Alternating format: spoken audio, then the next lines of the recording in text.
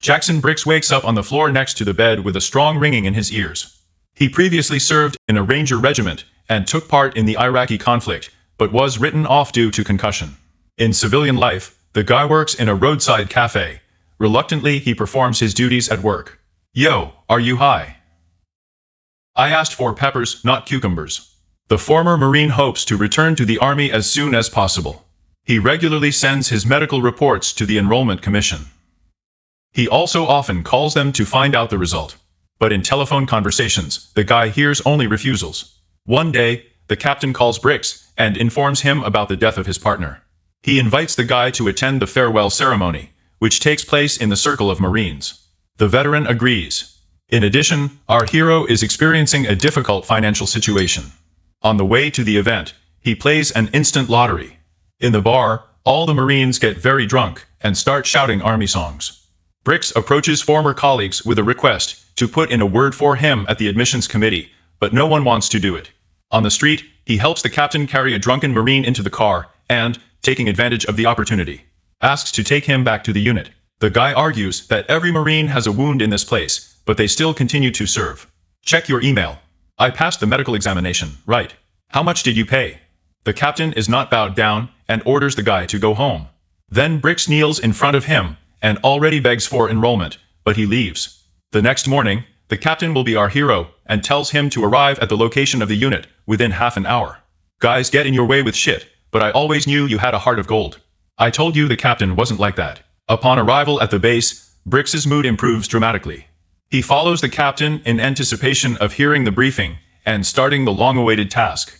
Approaching the locker with the belongings of the deceased partner, the guy is informed about his task. All he has to do is take the service dog to the funeral venue.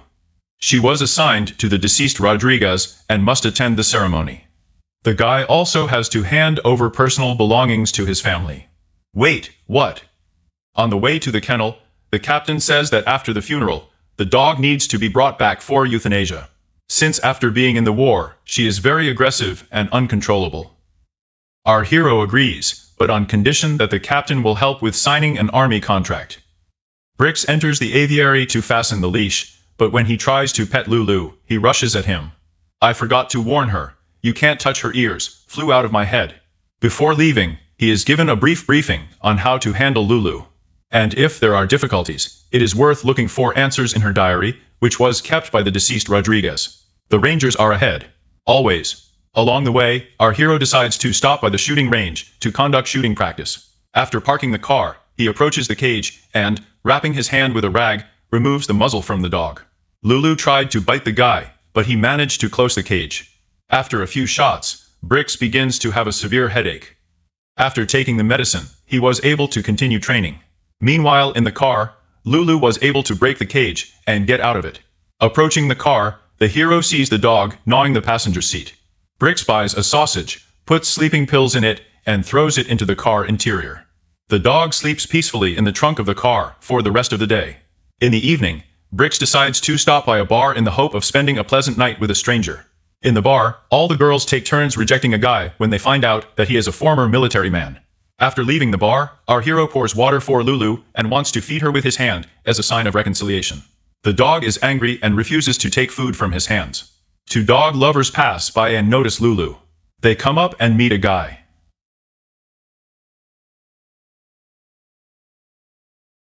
Girls invite a guy to their place. Together they drink and begin to conduct a tantric ritual to calm the guy's heartache. Lulu was left alone again, locked in the car. She starts whining and barks a lot. A man passing by notices her. He wants to rescue the poor animal. The dog's barking interferes with the ceremony, and Briggs goes out to subdue Lulu. Approaching the car, he sees that the stranger knocks out the window of the car with a stone, after which the dog rushes at him and bites into the hand of his liberator. "Where are you guys going? What about my pain?" The guy's evening is completely ruined. He has to spend the night in the car with the dog. Waking up in the morning, they continue their journey. On the way, Briggs talks to Lulu and boasts that even though he was written off as a reserve, he was still able to return to service. And she is waiting for a lethal injection after being written off. After hearing this, the dog begins to rage. She manages to slip out of the collar. On the move, she jumps out of a broken car window and runs off into the woods. Chasing the fugitive, Brick wanders into a greenhouse where grass is grown.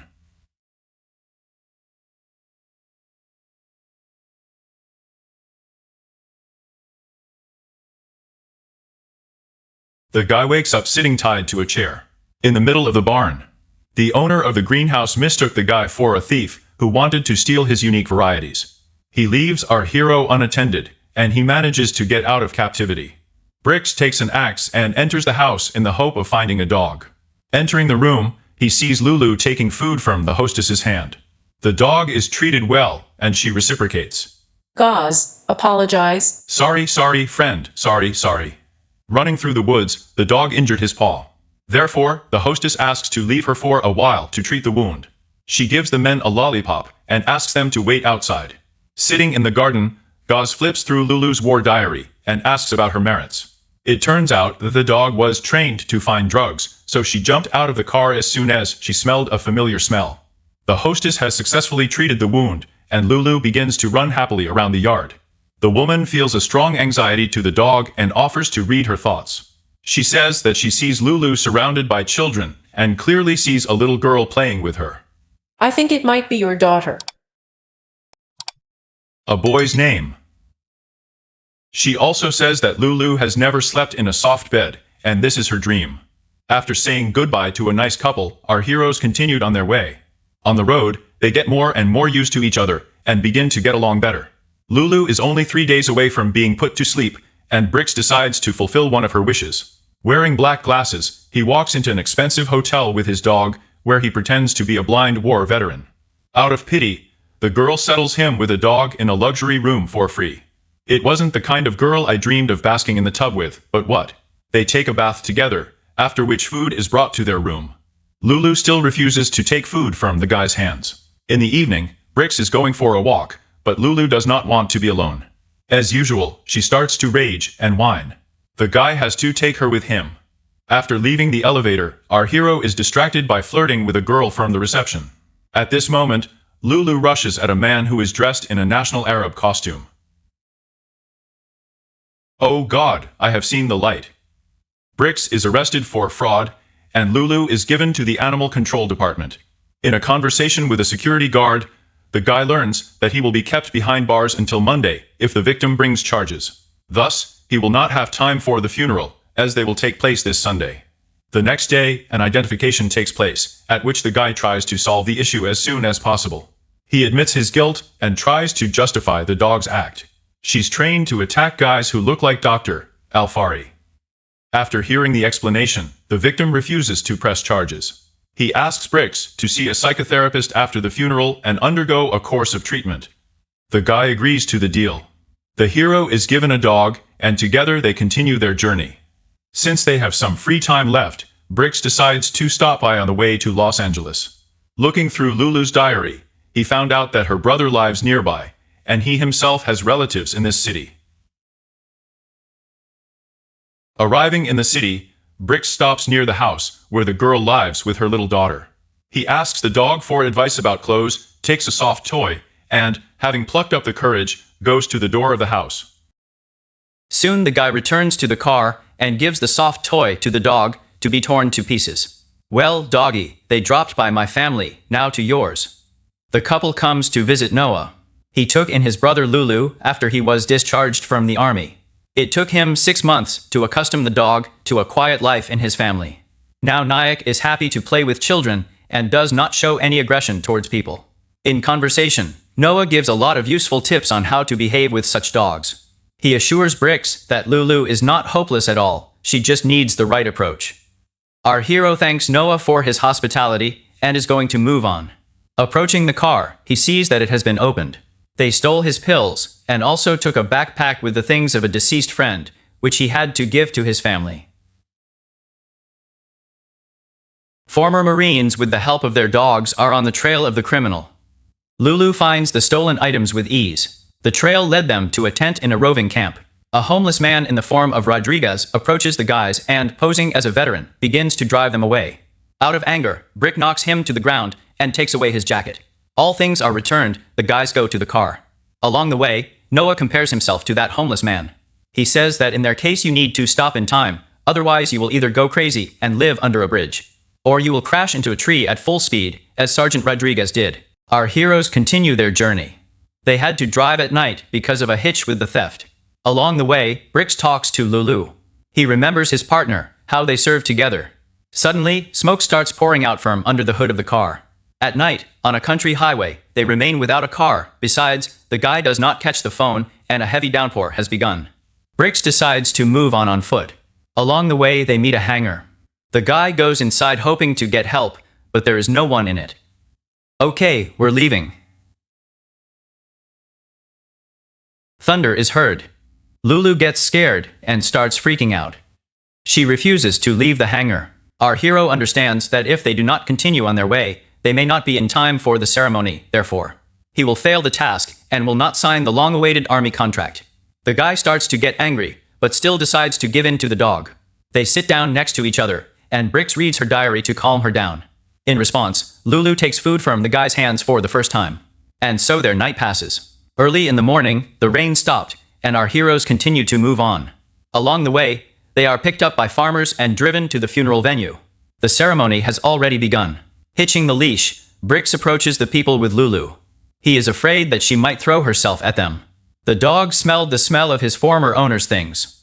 She starts whining, which prevents her from reading out her farewell speech. Briggs unhooks the leash.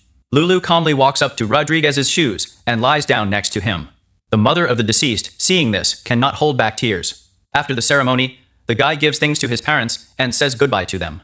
Later, the master repairs his car, and Briggs calls the captain. He asks not to put the dog to sleep, as it has changed and is no longer aggressive. But the captain replies that the decision on Lulu has already been made, and the guy should just follow the next order. The hero takes Lulu out of town, unhooks the collar, and tries to drive her away. But the dog does not obey and jumps back into the car.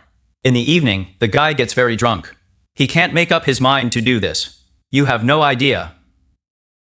At night, our hero wakes up from another migraine attack. He can't drink his pills because they were stolen by a homeless man. The guy goes into the bathroom, falls to the floor, and begins to convulse. Lulu, hearing this, comes up to him and lies down next to him. Thus, she manages to calm the guy down and at least relieve his pain a little. Briggs lay on the floor until the morning. When he wakes up, he gets ready and takes Lulu to the base for the procedure. On the spot, he is told to put a muzzle on the dog, as they know that it is very aggressive. She won't be a problem. Isn't that right, girl? The guy asks the veterinarian to examine Lulu again, because she has become much calmer. He puts on a muzzle and passes the dog to the guard. Driving away, Briggs sees Lulu struggling and whining. She rushes after him.